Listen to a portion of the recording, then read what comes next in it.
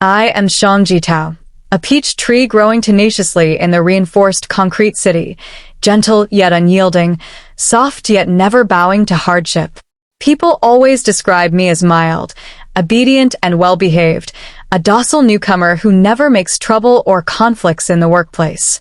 Few understand that my gentleness is never weakness, my modesty never compromise. Beneath my soft appearance lies stubborn integrity, sober boundaries, and decisive courage to cut off obsession and loss. All my growth and love proves one truth. Tenderness is never a weak spot to be manipulated. Growing firmly toward the sun after enduring bitter cold is the most resilient edge of ordinary people. Luan Nian is the thickest fog in my youth, the desolation I devoted all my sincerity to, the long aftertaste after I accumulated enough disappointment to leave resolutely, and the only answer leading me to the clear early spring after surviving severe winter. When I first entered the advertising industry, I was a passionate and ignorant newcomer fresh out of campus. Carrying awe and longing for my career, I stumbled into this glamorous workplace woven with fame, fortune, and trade-offs. I had no outstanding qualifications, no profound background, no sophisticated workplace tactics. All I possessed was tireless perseverance, unyielding stubbornness, and pure sincerity without utilitarianism. I firmly believed that hard work pays off, sincerity earns kindness, and down-to-earth dedication can always win me a foothold in the vast workplace. I was clumsy, diligent, and willing to endure hardships, staying up all night polishing plans, refining every detail repeatedly, reviewing every mistake humbly, never seeking shortcuts, never perfunctory work, never flinching from difficulties. It was during this period of passionate and wild growth that I met Luan Nian. He was a renowned advertising genius, a top elite standing at the pinnacle of the industry, a decisive and rigorous creative director feared by everyone in the company. In the eyes of the world, Luan Nian is dazzling, talented, capable and powerful, calm, rational, sharp-tongued, and extremely self-disciplined. A typical sophisticated egoist, he measures everything by results, disguises his softness with harshness, and isolates worldly schemes with indifference. Having witnessed workplace flattery, fickle human relationships, and interest games, he has long hidden all tenderness and sincerity, taking sharpness as armor and coldness as a protective layer, living soberly, restrainedly, and distantly, never easily moved or devoted. From the very beginning, we stood on unequal ground. He was the superior standing high above, controlling the overall situation, whose words determined my workplace success and future. I was an insignificant and clumsy newcomer, looking up to him, awed by him, and relying on him, walking cautiously under his gaze. At first sight, he thought I was dull, naive, unworldly, and incompetent, full of loopholes in work, too soft and sincere to adapt to workplace rules, a fool, vulnerable to losses and manipulation. He mocked me bluntly, criticized me rigorously, and pressed me relentlessly, showing all his harshness to me who had nothing and was inexperienced. Yet in his extreme strictness and sharpness, I saw unique tenderness and bottom lines invisible to others. I perceived his professional insistence beneath his bitter words, his career integrity behind his indifference, and his quiet protection under his harsh attitude. He never spoke gently or comforted sweetly, but silently rescued and supported me when I was harassed and made things difficult by colleagues. He stayed late to guide me, polish my plans, and correct my shortcomings when I was at a loss during overtime. He took care of my pet Luke quietly and settled trivial troubles for me when I was on business trips. He patiently taught me workplace rules, professional logic, and survival confidence when others only mocked my clumsiness. I understand this duplicitous tenderness too well. Accustomed to dominance and disguise, he cannot express love gently or show vulnerability frankly, protecting and favoring me silently in the most awkward, clumsy, and hurtful way. Others only see his harsh criticism and condescending suppression of me. Only I know this distinctive strictness is his special attention in a cold life and his pure exception in a world full of trade-offs. While everyone approached him with purpose and calculation, I walked towards him with pure admiration, sincerity, and selfless devotion. My love was clean, unutilitarian, and simple, only heartfelt adoration and firm preference for him. Thus I fell hopelessly in love. This affection, starting from workplace admiration, deepening in subtle tenderness, and settling in sincere devotion, became the most blazing, stubborn, and tormenting obsession of my youth. I voluntarily laid down all my edges, restrained all my emotions cautiously, and placed him in the softest corner of my heart, loving him humbly and devoutly. I tolerated all his awkwardness, sharpness, indifference, and poor expression. I understood his workplace pressure, unspeakable loneliness, and habitual rigidity. I compromised with all his tempers, alienation, and mood swings. Our love was inherently unequal from the start. I was the first to be moved, to sink and to devote. I compromised, yielded, and healed alone endlessly. I always took the initiative to reconcile after every quarrel and cold war. I once thought love could bridge all gaps, sincerity could melt all coldness, and persistence could finally win frankness and exclusive preference. I believed that if I was gentle, tolerant, and persistent enough, his icy heart would eventually melt, and this awkward man would learn to love me properly and sincerely. Yet I overestimated the power of love and underestimated the depth of his inherent character and obsession. It was true that Luan Nian was moved and protective, but his pride, inferiority, restraint, and egoism never yielded completely for me. He could be tender and protective privately, but always refused to give me an upright identity, public preference, and frank companionship. Our love had to be hidden, secret, and unacknowledged, unable to be publicized or cherished openly, only loved and entangled silently in unknown corners. Accustomed to weighing pros and cons, preserving decency and avoiding risks, he always chose self-preservation and silence in the face of worldly judgment, workplace public opinion, and identity gaps. Fearing that public love would affect his career, damage his elite image, and attract criticism, he delayed, evaded, and perfunctory repeatedly, leaving my expectations and sincerity suspended, consumed, and disappointed. He enjoyed my sincerity, gentleness, and unconditional devotion, yet refused to take off his disguise, abandon his decency, and face public opinions for me. In those years, I endured countless days and nights of inner struggle, self-doubt, and emotional exhaustion in this hidden love. I watched ordinary couples holding hands openly, accompanying each other sweetly, and showing blatant preference, while my love had to be hidden and cautious. I possessed the most genuine companionship and delicate tenderness, yet could only play the role of an ordinary subordinate and irrelevant outsider, unable to embrace my lover openly or miss him frankly. I comforted myself and forgave him repeatedly, telling myself he was just reserved and inexperienced in love, that patience would eventually bring sweetness. Yet gentleness and tolerance have no bottomless boundaries, and sincerity cannot endure endless consumption. Disappointment never arrives suddenly. It accumulates gradually from countless unfulfilled expectations, suppressed grievances, and futile self-consolation, until the heart is completely frozen. The final straw that crushed me was the long-term secrecy, perfunctoriness, and endless compromise. I finally woke up thoroughly. He was not incapable of loving, but not loving enough. He was not incapable of frankness, but unwilling to be frank for me. He was not incapable of preference, but reluctant to abandon his decency and pattern for me.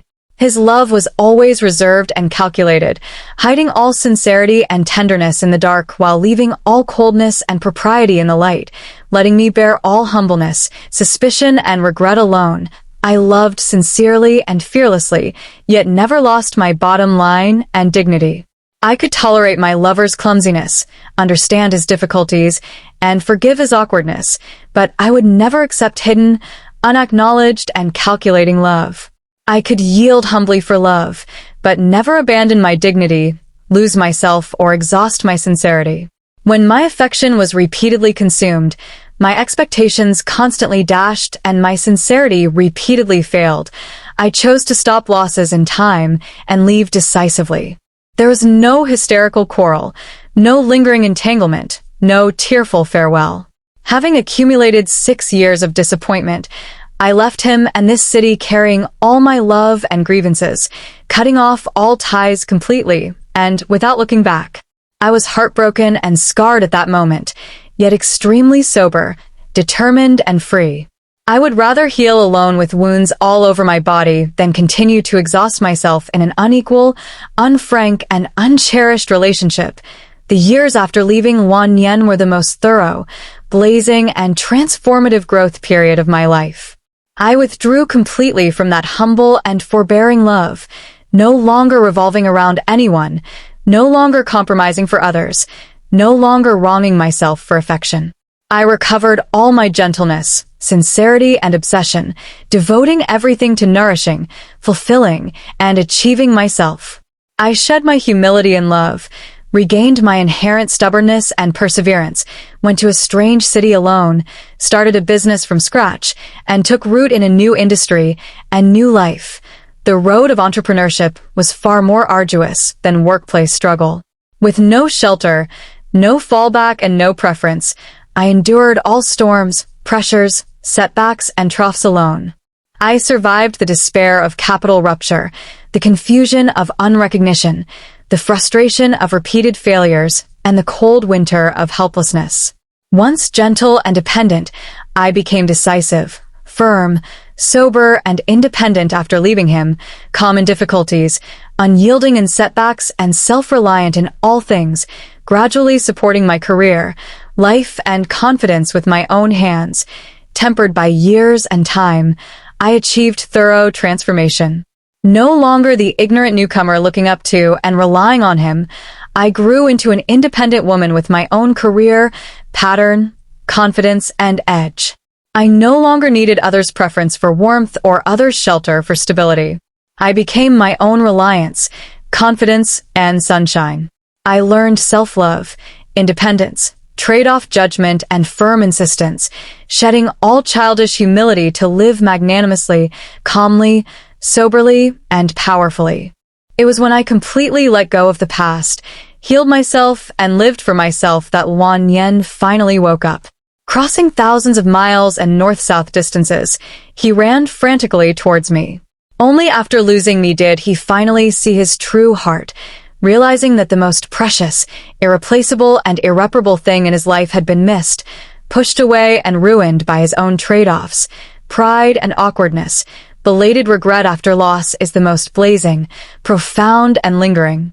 He finally let go of all arrogance, decency, and egoistic trade-offs, shedding his sharpness, coldness, and restraint, learning to bow his head, be frank, tender, and loving. Traveling frequently between north and south across thousands of miles, he guarded and compensated me silently, paving the way and sheltering me from all storms. He abandoned his awkward expression, learning to be tender frankly, show weakness sincerely, and prefer firmly. He built a time museum, prepared a grand proposal, and used all sincerity and actions to make up for 6 years of neglect, disappointment, and regret. Little by little, the entanglement after reunion was no longer the humble, looking up and unequal game of the past. After years of precipitation and independent growth, we both matured and completed ourselves thoroughly. He shed his youthful sharpness, selfishness, and cold restraint, learning empathy, cherishment, and frank love. I let go of my youthful humble obsession and naive weakness, learning independence, firmness, and self-salvation. Once I chased, looked up to, and compromised for him. Now he runs towards, accommodates, and makes up for me. Once I devoted unilaterally, endured silently, and healed alone. Now we pursue each other mutually, treat each other frankly, and redeem each other bidirectionally. Many people ask me why I am willing to turn back and accept him again after years of separation, disappointment, and grievance. The answer is simple. I return not because of lingering old feelings, soft compromise, or unwilling obsession, but because I witness his thorough change, sincere repentance, and practical growth. I see that the once egoistic and cold him finally puts me above all priorities, willing to abandon decency, break stereotypes, and face public opinions for me. I see that the once stubborn and clumsy him finally learns tender frankness, blatant preference, and upright companionship. I see him using long years and countless actions to smooth all my scars, grievances, and regrets with extreme sincerity. More importantly, I am no longer the little girl who needed to rely on love and others' preference. I have achieved an independent and complete life, possessing sufficient ability and confidence to support myself. I have the courage to love and the determination to leave. I have the sincerity to pursue love and the decisiveness to let go. I choose to accept him and restart this relationship not out of humble compromise, but as a brand new beginning of two mature, independent, and outstanding adults with equal status and mutual sincerity. I finally understand the true meaning of our 6 years of missed encounters, entanglements, and waiting. When we met in youth, we were both immature. I was too naive and sincere, lacking self-love and boundary awareness. He was too proud and cold, ignorant of cherishment, frankness, and love. At that time, the timing was premature, our minds unripe and patterns immature, destined to love and hurt each other, miss and regret.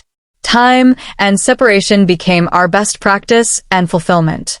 Years taught me independence, self-love, and sober self-salvation, making me gentle yet powerful.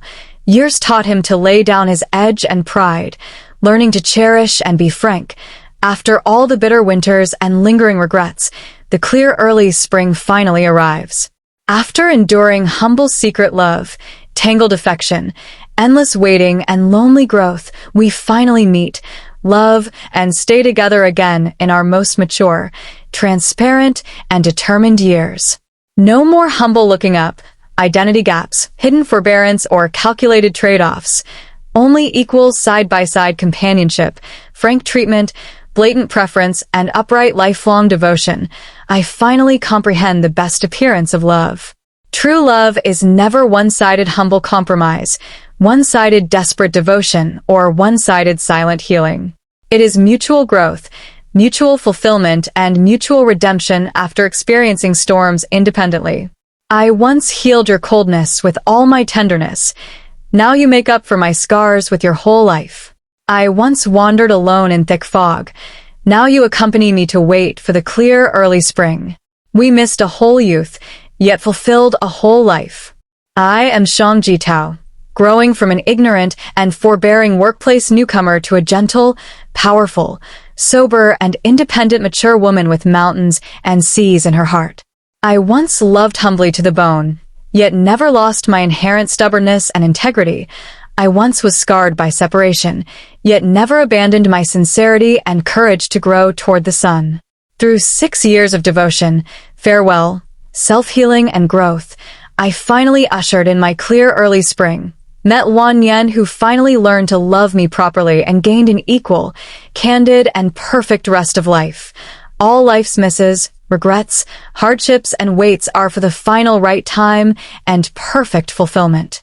The past thick fog, confused future, and heavy hearts have all turned into warm spring breeze, bright sky, and peaceful years. For the rest of my life, I will no longer be humble, forbearing, or self-consumed. I can love frankly and be loved candidly, standing side by side with Luan Nian, being sincere, cherishing and protecting each other. After enduring frost and snow together, we will enjoy the clear and bright world, with gentleness every year and perfection every season.